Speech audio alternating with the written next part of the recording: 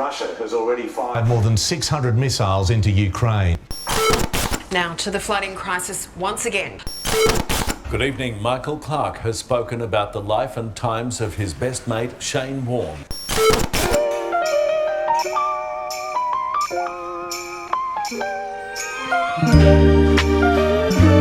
And he got his gear back, didn't he?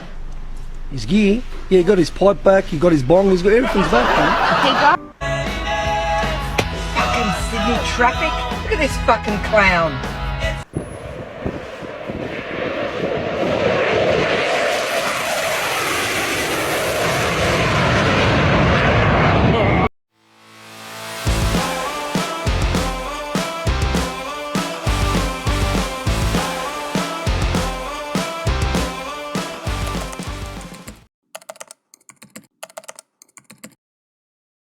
Ah, Sydney, you magnificent beast.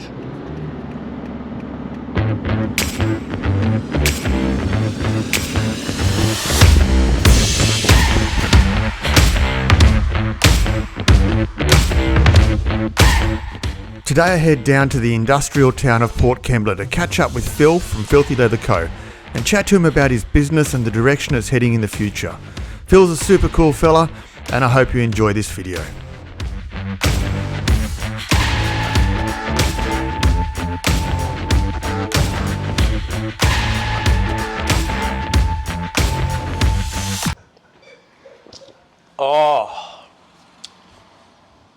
Well, g'day throttlers and welcome back to the channel. Today I'm down here at Port Kembla at Black Metal Moto Co. And I've got the legend, Filthy Phil from Filthy Leather, in for a chat today. And we want to talk about his leather company and a bit about his history. But firstly, man, how was that video you put up last night? Riding along with the beer in your lap. Like, what a cracker. That was one of those days that just escalated. We actually had the jet skis out that morning. We had a charity ride from Shell Harbour to Wollongong and then back. Beautiful day. It's probably the last summer day we had, realistically. So that finished off at lunchtime. Kind of didn't want the adrenaline to end. So we kind of jumped on the bikes, head south, multiple pubs, and sun started to drop down. We're like, got to stock up before the bottle-o closed. So walked in the bottle-o, bike closed, and then guys have looked at us and goes, how are you going to carry that? I said, we'll work it out.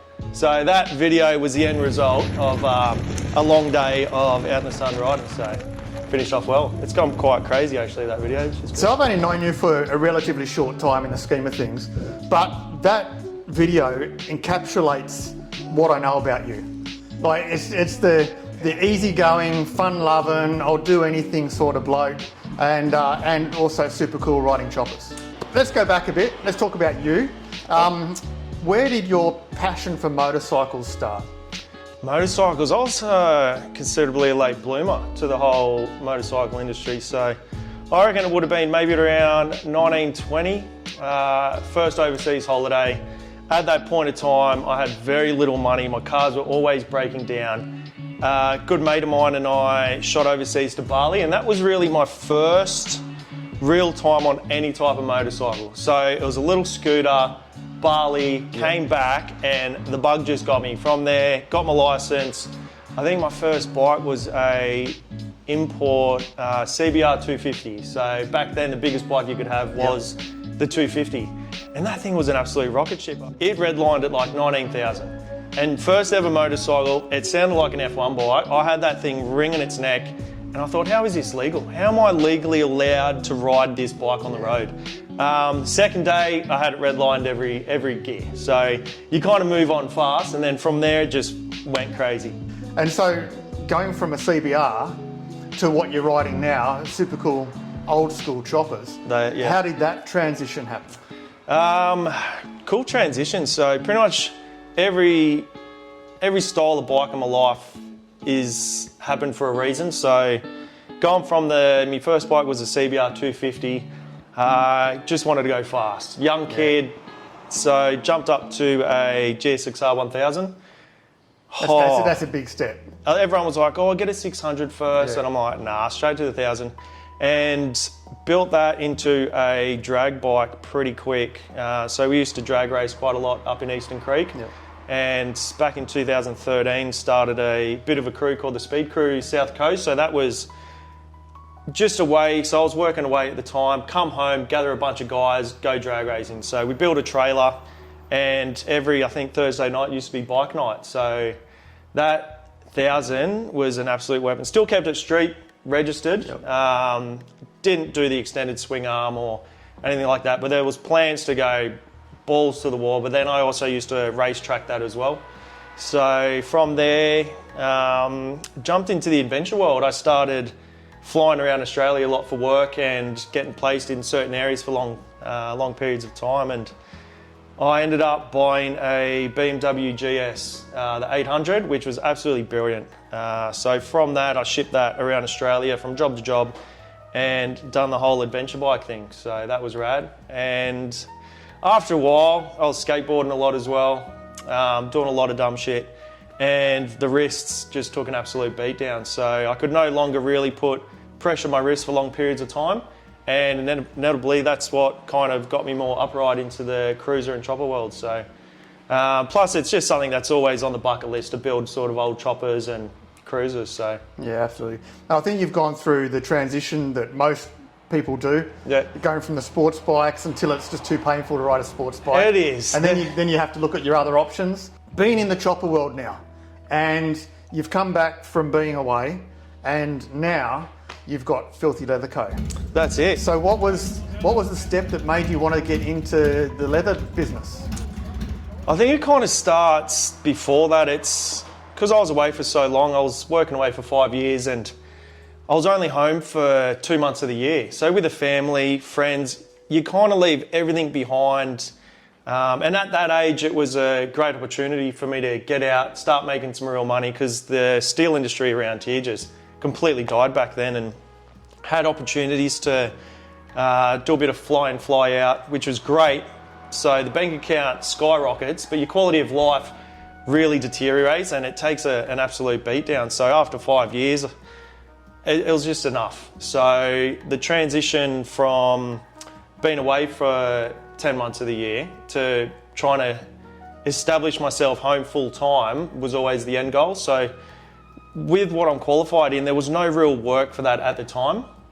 So it ended up, I had all these ideas and different avenues, and that's when sort of coronavirus kicked off and no one was even hiring. So I really had to sort of come up with something quick, and I thought, bugger it, I'll go all in on the hobby at the time, which was leathercraft. So I ended up selling a 1987 FXR Harley-Davidson, and that was always going to be my keeper bike. I love that bike.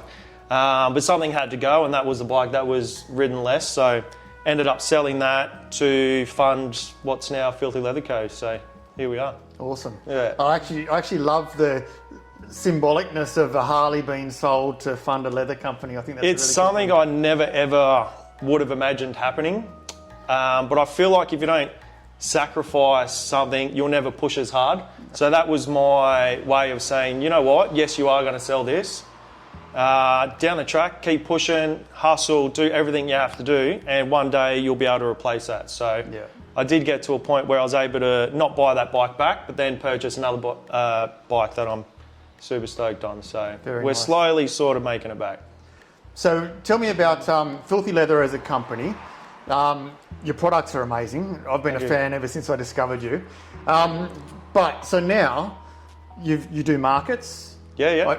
We bumped into each other at the Chopper show recently. Yeah, that was a cool day. We're sitting in a retail store here in Port Kembla that's stocking your gear. Yes. So Filthy Leather's grown fast in a short amount of time. Yeah. So I think what's been good about it is that I have been able to attack it full time, which I think a lot of people have a side hustle and they can only really dedicate a few hours. So that's why I'm able to sort of have the business progress to where it is now. There's still a long way to go. I've barely even scratched the surface.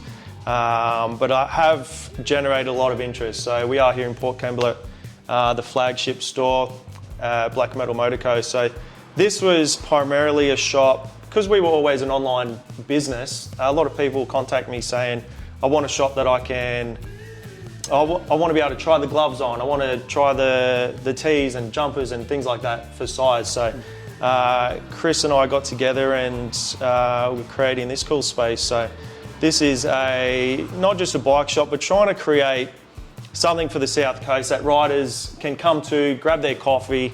We got burger days coming up, so it'll be a cool space that you'll pretty much kick off your Sunday. Yep. So you'll come here, you'll get your coffee, you'll get your feed, and then you'll go ride through the hills. So this is the A to your next B. And that's what we're trying to create here. So we're building up the apparel, the helmets, all the leather gear. We've got a lot of cool companies jumping on board. So excited to see this place grow. I can feel a Throttle Down Under crew visit down here for one of those Sundays. It sounds like it's a plan.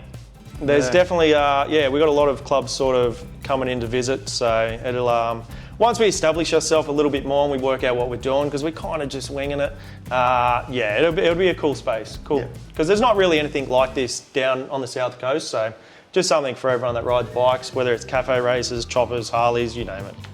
And something I noticed driving through this little part of town this morning, it's the first time I've been here in I can't remember how long, and it literally feels like it hasn't changed in 30 years. It's just like rolling up your street, it's like a time capsule. It's pretty cool. It's kind of on the outskirts of Wollongong, which is rad, because it's still got that little bit of gritty feel to it. We've got the steelworks not far away. So this used to be the main road back, how long ago? 30 years ago, this was the main road. And then it kind of dove off. They're trying to revitalise it, so we're doing, we got sort of bike meets and things like that to try and bring a bit more traffic. There's also a big street party going on 23rd of April. So we got a big street party, heaps of bands. The shop will be open. Shop will be open? Shop will be open. And it's just going to be a cool vibe. So it does have that old school grit. There is a lot of history here. Hopefully we can start to kick it back off. You would have seen a lot of massive murals and street art. There's a lot of cafes and things opening up. So just trying to put a bit more life back into it. Yeah, absolutely. Yeah. So what's next for Filthy Leather? Like where's the horizon? As I said earlier, like this is just the beginning. The vision is massive. You know what it's like sort of doing your YouTube channel. You lay in bed and the brain's just going. It's not a 9-to-5 job where you can just switch it off. It's constantly going. So the vision is move into more retailers around Australia, wholesale to a lot more companies, and also go international. So that's all I can say for now. You'll have to see what rolls out. All right, well, and we'll all stay tuned because it's an awesome roller coaster that you're on, and having fun. And being local, New South Wales, kicking goals, like it's such a good thing to be able to watch from the outsider's point of view. Yeah, appreciate you coming down. We always bump into each other, and it's always passing at bike shows or charity events that we do, so it's always fun to actually sit down and actually have a chat with you. So we're talking about retail growth. You've got a business who has developed such a tight-knit community around it, but a little birdie told me that you might even be rocking some of your gear in some Harley-Davidson stores. Yeah, that's true. So the goal is to never be the biggest and the best. From the get-go, it was always create something that I want. So I was never going to create a product that's trending or that the masses want. Every single product I've basically released is because I want it. So people are like 2 fingerless gloves, and I'm like, no, and all these other things. So doing that, I've created things that I've wanted to, and it has gotten a lot of outside attention. So we have spread throughout Australia, which has been cool. So we're over in as far Perth as Rogue Motorcycles. They've got a rad little shop, and also Harley-Davidson dealerships, which you can check out at Fraser's in Wollongong as well. So they've jumped on board. The day we released our heritage suede vests, they hit the inbox and they said, we want everything. Yeah. Which is a cool thing, because it's kind of the end goal when you're sort of creating a little product is to maybe one day dream of being with the big guys. So that happened maybe 5-6 months ago, and we're still trying to replenish their shelves. They've been moving like hotcakes, which is cool, and it's awesome to be a part of. Yeah, absolutely. And I haven't seen your suede vest yet, other than online. Yep. But like, it seems like everyone's got leather. Yep. And the people that don't have leather have denim. Yep. But suede's such an awesome option. Suede's amazing, and it's old school. And that's what the guys at Harley-Davidson mentioned is, a lot of the items coming out there, trying to look for the newest design, the best features and things like that. But I'm still old school in that sort of aspect. So I want to create things that I'll ride in, my friends will ride in, my family ride in. And just the suede vest was just a no-brainer for us. Yeah. Because like my dad and brothers ride and their suede vests are haggard. So that was the reason I wanted to start there and then work the way up. So I wasn't going to release a product that was cheap to make or anything. This is 1.8 mil suede, so it's super thick, extra large buckles, and it's called the Heritage for a reason. It's going to be around for a while. Awesome, mate. Yeah. I absolutely love it. Further designs. So basically with the business, it's $1 in, $1 out. I've reinvested every single cent back into the business as far as product growth goes. So moving forward, you'll see a lot of new products coming on, as you have. Every few months, you'll see another product drop. So leather goods, it's just, the wardrobe's full of it. So why not keep going? So we've got a few designs of some jackets coming, designs of gloves coming, and a few other little accessories on the way as well. Awesome, mate. So let the audience know exactly where they can find you, if they don't already follow you, that is, on Insta. Yeah, so the socials are massive, as you've seen, YouTube, Instagram, Facebook, even on TikTok. Mid-30s, TikTok, I don't get it. But we're also on TikTok as well for all you TikTokers and 20-year-olds, which is cool. So have you been on TikTok? I'm on it. I don't put a lot of effort into it because I don't get it. I don't get it. My wife lies in bed all night just TikToking, and It's a downhill she's spiral. addicted to it. Yeah. But I just don't get it. So there are a lot of trends that people follow on TikTok, and I think that's what get the shares out. So with the business, we use it as a behind the scenes of Filthy Leather Co. So it's not doing all trends. You'll see us out riding. You'll see us making product. You'll see us out with friends. So that is our way to show you, you know what, we're not a massive corporation. We're not a huge business. We don't have 1,000 staff. Yep. We're out there riding. So a lot of the guys you'll see are all local mates, other business owners who also ride, and it's just a cool way to show that we are part of the community and we are out riding, so which is fun to be a part of. And also social media, our Instagram is probably our biggest way to sort of get our products out there. So come check us out, Filthy Leather Co. Awesome. Make sure you go over, check out Phil, give the Filthy Leather Co. a follow. Also give Black Metal Motor Co. a follow for letting us just sit in their space today, which is absolutely awesome. And Phil, thank you so much for being on the channel, mate. You're the man. A privilege to be on there, so thank you. I just got a message from do you know Des Russell? No, I haven't heard of him. Legend. Check out this pan out he's building. Holy shit. Yeah, proper. Yeah, real nice. That's sick, eh? He's doing all the fab work himself? Does a lot himself, man. He's a beast. Yeah, man, that's nice. Sick, eh?